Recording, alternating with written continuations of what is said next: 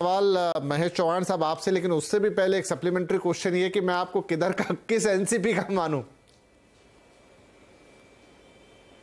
Sir, मैं शरद पवार साहब के एनसीपी का हूं और वही ओरिजिनल एनसीपी है, तो आपका मेरे ख्याल से आपके डाउट क्लियर होंगे। चलिए, आप कह रहे हैं कि वही। अच्छा, मुझे बताइए कि ये हो क्या रहा है। एक तरफ पवार साहब ने अयोग्यता के लिए दावा कर दिया है कि भैया जितने लोग पार्टी छोड़ के गए अजीत के साथ उनको अयोग्य घोषित किया जाए। प्रफुल्ल पटेल साहब को पार्टी से निकाल दिया। दूसरी तरफ वो प्रेस कॉन्फ्रेंस कर रहे हैं कि शरद जी, पवार साहब अभी भी हमारे नेता है, वही हमारे शीर्षस्थ नेता है। वो अजीत पवार भी बोल रहे हैं, वो प्रफुल्ल पटेल भी बोल रहे हैं, उन्होंने अपना प्रदेश अध्यक्ष भी नियुक्त कर दिया। कैसे समझे इसको? विपिन जी, देखिए, अभी अजीत पवार और प्रफुल्ल पटेल ये कह रहे हैं कि शरद पवार जी अभी भी उनके राष्ट्रीय अध्यक्ष है, और यही राष्ट्रीय अध्यक्ष शरद पवार जी ने थोड़ी देर पहले प्रफुल्ल पटेल जी और सुनील तटकरे जी को बर्खास्त कर दिया है। ये पहली बात। दूसरी बात, अभी मैं ये बोलना चाहूंगा आपसे कि अपने देश के प्रधानमंत्री आदरणीय नरेंद्र मोदी जी अमेरिका से आते आते तुरंत उन्होंने एक पब्लिक मीटिंग को एड्रेस किया एमपी में, भोपाल में। वो मीटिंग में उन्होंने राष्ट्रवादी कांग्रेस पार्टी के नेताओं को और पार्टी को भ्रष्टाचारी करके संबोधित किया। उन्होंने 70,000 करोड़ के घोटाले के बारे में उसका जिक्र किया। नहीं, वो उस पे आएंगे, घोटाले का भी जिक्र किया। चौहान साहब, उस पे आएंगे, वो सवाल हैं और दूसरे लोगों से पूछे जाएंगे, लेकिन जो आपकी पार्टी में हो रहा, आप तो मुझे उसका जवाब दीजिए। नहीं, मैंने कहा ना कि ये प्रधानमंत्री ने अपने भाषण में ये कहा था कि राष्ट्रवादी पार्टी भ्रष्टाचारी है, उनके नेता भ्रष्टाचारी है। हाँ, तो सही है कि भ्रष्टाचारियों से हाथ क्यों मिला लिया, बात तो सही है, लेकिन आप ये बताइए कि आप, अच्छा ठीक है, कंप्लीट। नहीं, हाँ जी, ठीक है विपिन जी। नहीं, विपिन जी, हाँ, मैं ये कहना चाह रहा हूँ कि भ्रष्टाचार के आरोप ठीक है, लेकिन उन्होंने ये डराया था, ये धमकाया था कि मैं किसी को भी नहीं छोड़ूंगा।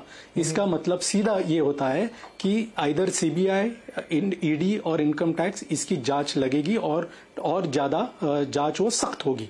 तो ये डर भी था इनके मन में, और ये बात आज की नहीं है। आप जानते हो, बहुत दिनों से ये भ्रष्टाचार के आरोप उन पर लगे हुए हैं और बहुत दिनों से ये सभी नेताओं की ईडी की जांच चल रही है। तो इसका डर, ये पहली बात, इसके लिए ये लोग गए होंगे। अभी मैं नहीं मानता कि ये बनता या बगावत थी, क्योंकि लोग ऐसे बोल रहे हैं, मैं थोड़ी लिबर्टी लेना चाहूंगा कि लोग ऐसी चर्चा कर रहे हैं कि शायद सुप्रिया सुले जी को राष्ट्रीय कार्यकारी अध्यक्ष बनाया, इसलिए अजीत पवार साहब ने ये बगावत की और अपने साथ उनका गुट को लेकर वो बीजेपी के साथ गए।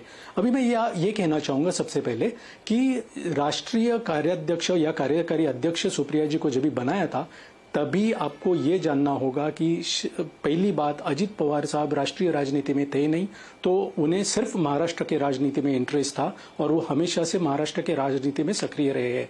अभी शरद पवार जी ने या पार्टी ने कहना चाहिए कि अजीत पवार जी को पूरा सम्मान दिया हुआ है। जब हम सरकार में थे तभी उन्हें उप मुख्यमंत्री पद दिया था, उन्हें अच्छा पोर्टफोलियो दिया था। उसके बाद जब हम विपक्ष में थे तभी उनको नेता प्रतिपक्ष भी बनाया था। वो हमारे 2 नंबर के नेता थे, ऐसे आप कह सकते हैं। सुप्रिया सुले जी को जो राष्ट्रीय राजनीति में जो पद दिया, हाँ जी, ये वाली बातें तो चौहान साहब सब जानते हैं। देखिए, ये बातें तो सबको पता है, लेकिन अजीत पवार चले गए, प्रफुल्ल पटेल चले गए, छगन भुजबल चले गए, 3 लोगों पे ईडी सीबीआई के मामले हैं, बाकी लोगों पे तो नहीं है, लेकिन आपके कई सारे बड़े नाम टूट के चले गए।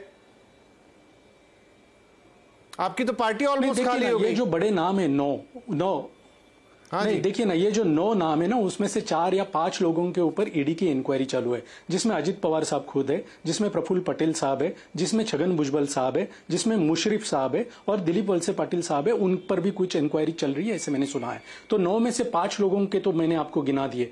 अभी आप देखिए, ये 5 लोग गए तो एक कॉमन फैक्टर है, उनकी जो ईडी की जांच चल रही है वो।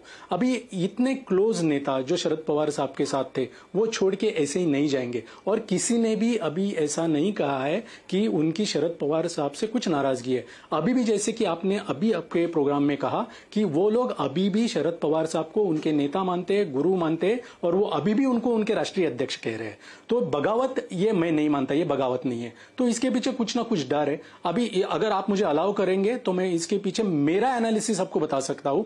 वो ये है, 2 एनालिसिस है मेरे। एक, 2024 का इलेक्शन, उसमें बीजेपी को यहां से ज्यादा सांसद चाहिए, ये एक हो सकता है। और और दूसरा एनालिसिस ये है कि अभी जो सुप्रीम कोर्ट से टिप्पणियां की गई अपने ये जो फैक्शन शिंदे गुट का गया और उनके डिस्क्वालिफिकेशन के ऊपर जो भी सुप्रीम कोर्ट ने कहा है उस पर अभी विधानसभा, महाराष्ट्र के विधानसभा स्पीकर को निर्णय लेना है और शायद ये निर्णय आ सकता है कि वो 16 विधायक डिस्क्वालीफाई हो सकते हैं और उनके साथ बाकी के जो लोग हैं 40 में से बाकी के जो बचते हैं वो भी डिस्क्वालीफाई हो सकते हैं। तो ऐसे स्थिति में अगर बीजेपी की सरकार कोलैप्स होने का डर है तो उनको किसी का सपोर्ट चाहिए था, तो शायद एनसीपी के गुट को उन्हें लगा, अभी अजित पवार साहब ने उनको ऐसे बताया होगा कि मेरे साथ 40 विधायक हैं। ये भी एक सवाल है कि क्या 40 विधायक हैं, आप में लिया होगा।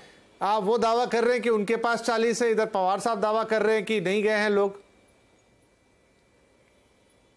देखिए 9 लोग जिन्होंने मंत्री पद की शपथ ली है वो उनके साथ है, ये तो मैं मानता हूं, लेकिन उसके अलावा हमारे पास 53-54 हमारे जो विधायक है उसमें से बाकी के जो 44 विधायक है उनकी अभी तक कुछ भी स्थिति स्पष्ट नहीं हुई है। वो स्पष्टता आने के लिए 2-3 दिन का समय जाएगा। हमारे पार्टी ने उन्हें 5 तारीख का अल्टीमेटम दिया है, इसलिए दिया है क्योंकि वो जो विधायक है उसमें से बहुत सारे विधायक हमारे लीडरशिप से संपर्क में है। वो कह रहे हैं कि हमें वापस आना है। हमने जो देखिए अभी आप मानो ना मानो, लेकिन वो ये कह रहे हैं कि उन्होंने जो सिग्नेचर्स किए वो उन्हें बिना बताए सिग्नेचर्स लिए गए कि किस चीज पर वो सिग्नेचर कर रहे हैं। जब भी उनको पता चला कि उन्होंने किस चीज के लिए सिग्नेचर्स किए, उन्होंने हमारे पार्टी लीडरशिप के साथ कांटेक्ट करने से का शुरू किया और वो कह रहे हैं कि हम आपके साथ हैं, हम आएंगे। मैं ये नहीं कह रहा हूं कि 44 के 44 हमारे साथ आएंगे, लेकिन जितने भी आएंगे हमें पूरा भरोसा है कि उनका जो 2/3 का मेजोरिटी का नंबर आना चाहिए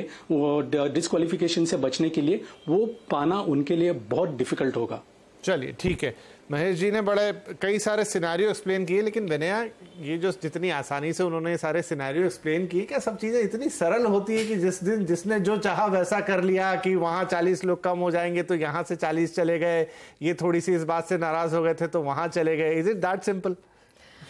सी पॉलिटिक्स तो कभी मैथ्स की बात नहीं है, पॉलिटिक्स केमिस्ट्री की बात है। तो ये 40 यहाँ आएंगे 40 वहाँ जाएंगे, इस तरीके से इतना सिंपल तो विपिन जी है ही नहीं।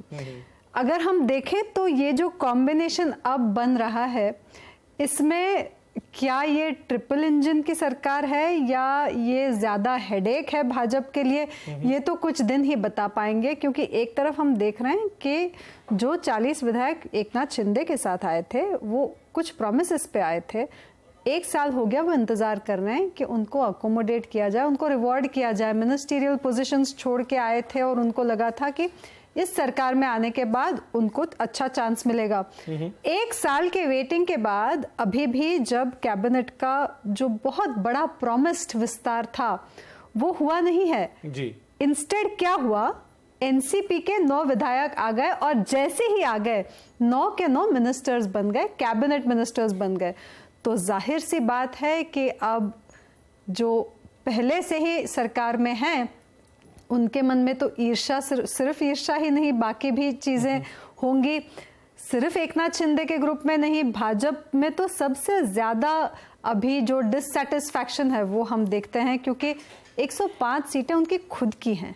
इसके बावजूद डेप्यूटी चीफ मिनिस्टर और कुछ कैबिनेट मिनिस्टर्स जिनको ये एक्सपेक्टेशन थी कि उन्हें इस सरकार की वजह से कुछ मिलेगा, उनके हाथों कुछ लगा नहीं। पिछली बार जब देवेंद्र फडणवीस ने अपने पक्ष के साथ बात की, उन्होंने कार्यकर्ताओं को कहा कि आप एक्सपेक्टेशंस मत रखिए कि आपको कुछ मिलेगा। यानी जो काम करने वाला ग्रासरूट वर्कर है या जो पार्टी के साथ लॉयली जुड़ा हुआ नेता है, एमएलए है, उसके हाथ कुछ नहीं लगा। तो इन सब को इकट्ठे लेके आगे बढ़ना ये निश्चित ही चैलेंज है भाजपा के लिए। लेकिन इसके प्लस पॉइंट्स क्या हैं, हम देखें तो वेस्टर्न महाराष्ट्र जैसा एरिया है जहां पे अजित पवार जैसा मराठा नेता है, एक बहुत ही उम्दा और प्रोमिनेंट फेस है जिनके साथ लोगों की शक्ति है। वे एक ऐसे जननेता हैं जो जब बात करने के लिए खड़े होते हैं तो लोग सुनते हैं। उनके पीछे पार्टी के एमएलएज खड़े हैं, अगर वो चाहें तो मोबिलाइज कर सकते हैं। उनकी छवि ऐसी है कि he is the man who delivers, जिनको एडमिनिस्ट्रेटिव एक्सपीरियंस भी है, लेजिस्लेटिव एक्सपीरियंस भी है। और इस सब में थोड़ा सा डाइग्रेस होकर मैं बताना चाहूंगी कि अजित पवार का बहुत ही इंटरेस्टिंग पोर्टफोलियो है। पिछले 4 सालों में उन्होंने जिन 4 पोजीशंस को संभाला है वो शायद महाराष्ट्र के राजनीतिक इतिहास में काफी कम लोगों ने किया होगा। 2019 में जब नई सरकार बनी, उसके पहले हमने देखा कि जो सबसे शॉर्टेस्ट सरकार थी अजित पवार और देवेंद्र फडणवीस, उनका एक अर्ली मॉर्निंग शपथ विधि हुआ था। वो कुछ घंटों की सरकार बनी जिसमें अजित पवार उप मुख्यमंत्री बने। उसके बाद वो बिगड़ा महाविकास आघाड़ी बनी जिसमें अजित पवार उप मुख्यमंत्री बने। उसके बाद वो टूटी, Ajit Pawar leader of opposition बने और अब यहां पे आ गए हैं तो तीसरी बार उप मुख्यमंत्री पद पे आए हैं। तो 2019 से लेकर 2023 तक 4 सालों के पीरियड में इतने सारे जो ट्रांजिशंस हैं वो सिर्फ एक बंदे ने देख लिए। तो काफी सारी इंटरेस्टिंग स्टोरीज अब महाराष्ट्र की राजनीति में होने वाली हैं अगले 1 साल में, और काफी ऐसे डिबेट शो शायद आपको भी करने पड़ेंगे। राइट, तो बहुत